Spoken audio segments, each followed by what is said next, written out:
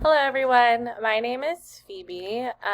I am pursuing my master's in social work for a variety of reasons, really. I got my bachelor's in psychology, so I always knew I sort of wanted to go the therapy track with stuff. I've always had an interest in working with people who struggle with mental health.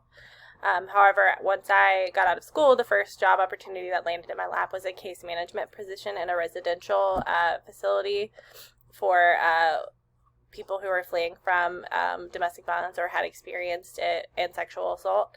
And after doing that, I really found a passion for that kind of work. However, I was not ready to commit to social work school quite yet, so I ended up getting a master's in criminal justice, which then led me to working with the Department of Public Advocacy in the state of Kentucky as a social worker for public defenders, helping them with their clients and getting them hooked up to whatever resources they needed, whether it was substance use treatment, mental health, or just presenting to the judge alternatives to incarceration. So ultimately my goal was to prevent them from being incarcerated.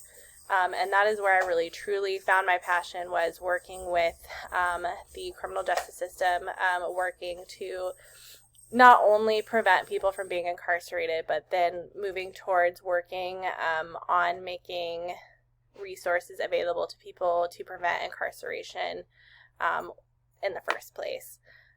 So I now work as a career coach for a young adult program where I'm meeting with young adults 18 to 24 and trying to get them connected to resources. So really, once I started to get into the thick of social work, I realized I had a very, very strong passion for doing the work. So that is what led me to finally taking the leap and applying to come to school. So I have talked enough about myself, so I'm going to end this video, but I can't wait to learn more about you all, and thank you for listening.